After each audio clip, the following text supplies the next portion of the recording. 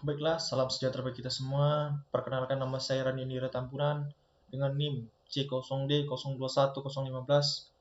Di sini saya akan mempresentasikan yaitu tentang konsep biaya dalam akuntansi perpajakan.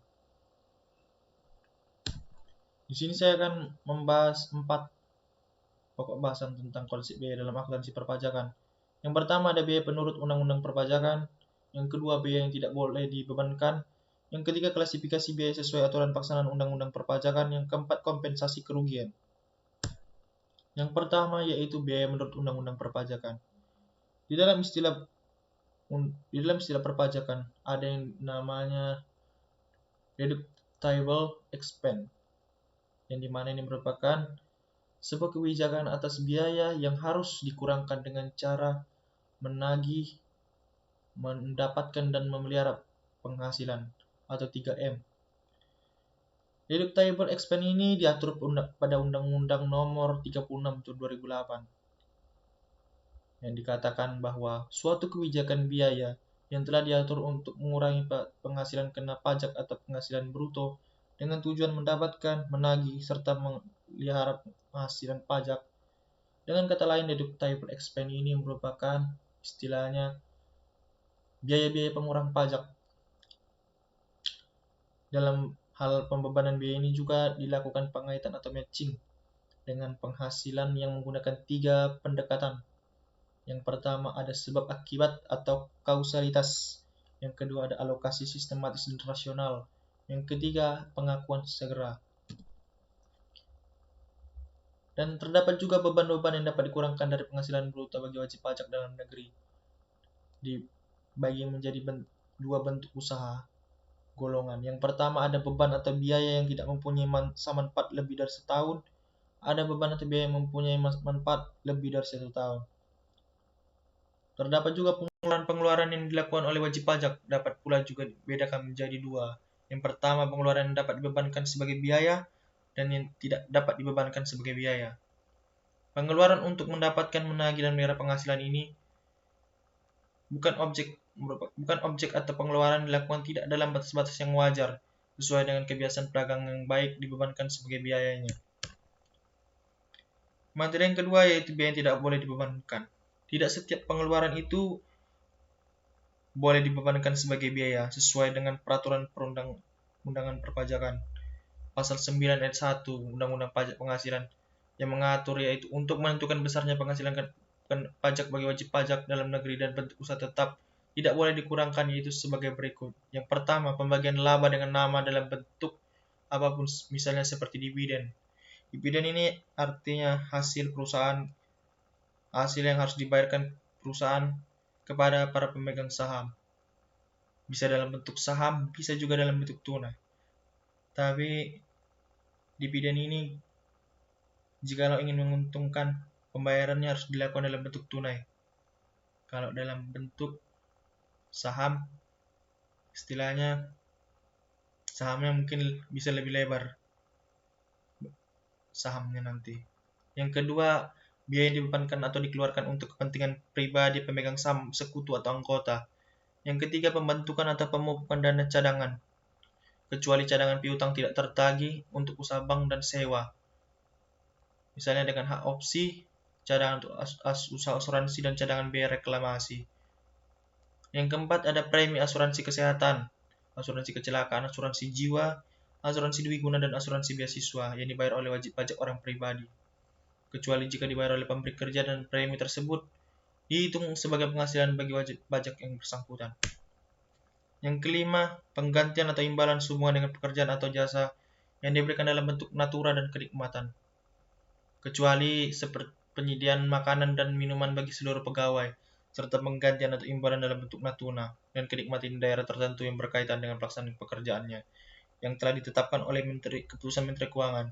Yang keenam, jumlah yang melebihi kewajaran yang dibayarkan kepada para pemegang saham atau kepada pihak yang mempunyai hubungan istimewa sebagai imbalan, semua dengan pekerjaan yang dilakukannya. Yang ketujuh, pajak penghasilan. Dalam ketentuan ini, pajak penghasilan yang terutang oleh wajib pajak yang bersangkutan. Yang kedelapan, biaya yang dibebankan atau dikeluarkan untuk kepentingan pribadi wajib pajak atau orang yang menjadi tanggungannya. Yang kesembilan, gaji yang dibayarkan oleh anggota seperti persekutuan, firma, atau perseroan komanditer yang modalnya tidak terbagi atas saham. Yang ke-10 ada sanksi administrasi berupa bunga denda dan kenaikan, serta sanksi pidana juga. Dari sisi akuntansi pajak, tidak diperkenankan adanya pengeluaran-pengeluaran sebagai akibat sanksi administrasi itu. Perpajakan itu dibebankan sebagai biayanya. Yang materi ketiga yaitu klasifikasi biaya sesuai aturan pelaksanaan undang-undang perpajakan. Klasifikasi atau penetapan biaya yang diperkenankan untuk dibebankan dan biaya yang tidak diperkenankan untuk dibebankan diatur sebagaimana telah diatur dalam pasal 6 dan pasal 9 Undang-Undang Pajak Penghasilan itu. Klasifikasi biaya sesuai aturan pelaksanaan undang-undang perpajakan ini dapat dibedakan menjadi 11. Yang pertama ada biaya program jam sotek. Biaya program jam sotek ini bisa dikatakan contohnya seperti BPJS Ketenagakerjaan yang isinya mungkin seperti jaminan kecelakaan kerja, dan jaminan kematian. Bisa juga jaminan hari tua. Yang kedua ada biaya pengobatan. Pembebanan biaya pengobatan ini perlu diperhatikan cara pembayarannya, yaitu biaya pengobatan karyawan yang dibayar perusahaan langsung ke rumah sakit atau dokter dan apotik. Yang kedua, biaya penggantian pengobatan, pemberian tunjangan pengobatan, uang pengobatan sebagai biaya yang dapat dikurangkan terhadap penghasilan bruto dan merupakan objek PPh pasal 21. Yang ketiga, biaya rekreasi dan olahraga. Yang keempat, biaya perumahan. Yang kelima, biaya kendaraan dinas. Yang keenam, telepon seluler karyawan. Yang ketujuh, sesuai pasal 3 PP nomor 138 tahun 2000, yaitu pajak masukan yang tidak dapat dikreditkan. Berdasarkan pasal 9 ayat 8 Undang-Undang PPN dan PPNBM dapat dikurangkan dari penghasilan bruto. Yang ke-8 pasal PP nomor 138 tahun 2000, yaitu pengeluaran dan biaya yang tidak boleh dikurangkan dalam hitung besarnya penghasilan kena wajib pajak dalam negeri dalam bentuk usaha tetap. Yang ke-9 pemberian natura atau kenikmatan yang berkaitan dengan pelaksanaan pekerjaan dapat dibebankan. Deductible dan bukan merupakan objek PP pasal 21. Yang ke-10 biaya entertainment, representasi, jamuan tamu dan jenisnya sesuai SE 27 PJ titik 22 tahun 1986 tidak diperkenankan untuk dibebankan. Tetapi apabila dibebankan, disyaratkan adanya daftar nominatif atau bukti yang dilampirkan dalam SPT tahunan pajak penghasilan. Yang ke-11 pajak daerah dan retribusi daerah dapat dibebankan sebagai biaya dalam menghitung penghasilan kena pajak sepanjang memenuhi syarat yang memenuhi ketentuan Undang-Undang Nomor 34 tahun 2000 tentang pajak dan retribusi daerah. Yang terakhir atau yang keempat, materi tentang kompensasi kerugian. Kompensasi kerugian ini dapat dibedakan menjadi dua. Ada yang pertama kompensasi horizontal dan yang kedua ada kompensasi vertikal. Saya akan mencontohkan kompensasi horizontal. Misalnya kita mengalami rugi. Misalnya kita rugi tahun 2020. Kita mengalami kerugian misalnya Rp 50 juta.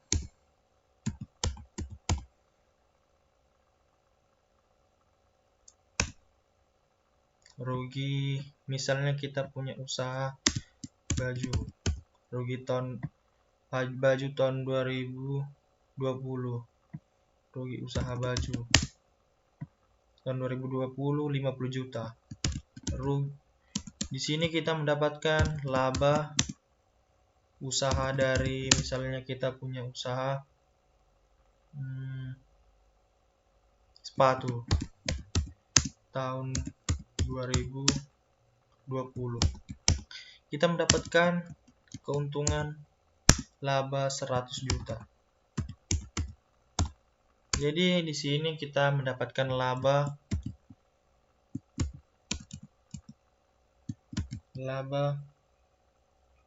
fiskal. Laba fiskal fiskal 50 juta. Di sini kita mendapatkan keuntungan 50 juta.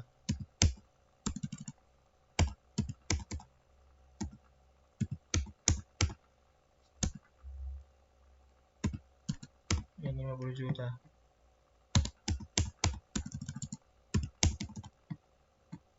Jadi istilahnya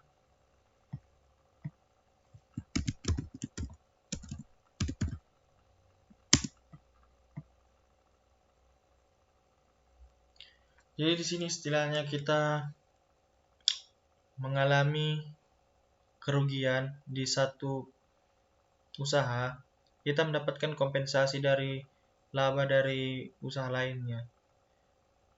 Jadi istilah kompensasi horizontal ini, kompensasinya itu dapat dikompensasikan dari penghasilan lain atau usaha lain. Jadi kita mendapatkan laba fiskal di sini laba fiskal mendapatkan 50 juta. Sedangkan kalau kompensasi vertikal itu misalnya lah ya, kalau kita rugi fiskal tahun 2020 mengalami kerugian misalnya 1.200.000.000. Kita mendapatkan laba fiskal tahun 2021 misalnya kita mendapatkan laba 200 juta.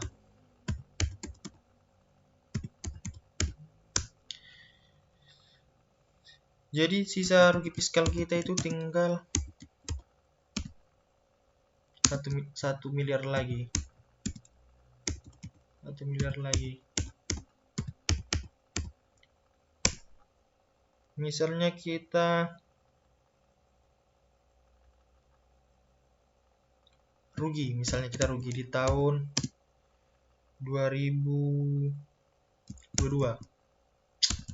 Rugi di tahun 2022, rugi fiskal tahun 2022. Tahun 2022 mengalami kerugian misalnya 300 juta lah. Sisa rugi fiskal kita masih tetap 1 miliar.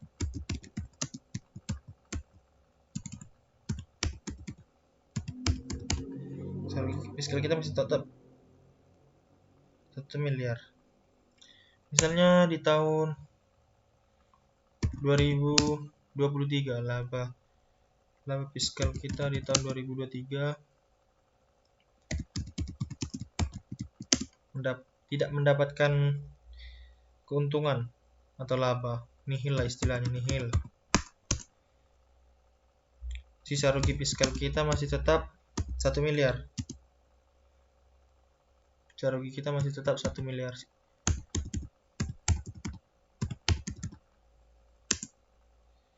Di sini laba fiskal tahun 2024 misalnya 24. Kita mendapatkan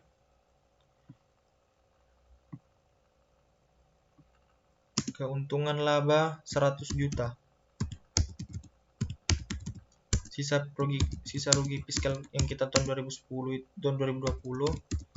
itu tinggal 900 juta lagi.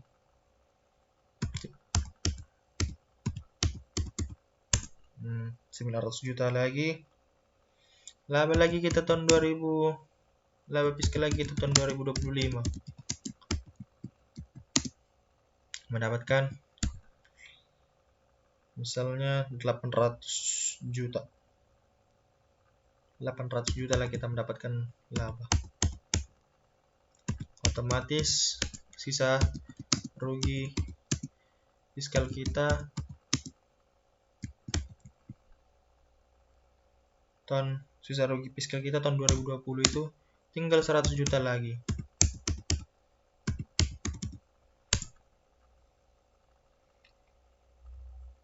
Laba fiskal kita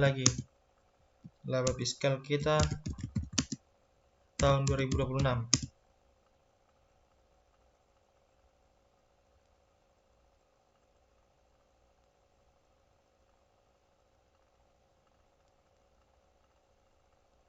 Kita mendapatkan 500 juta.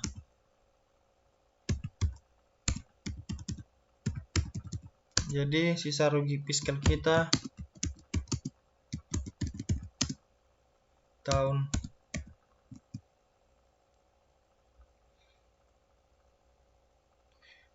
yang 2022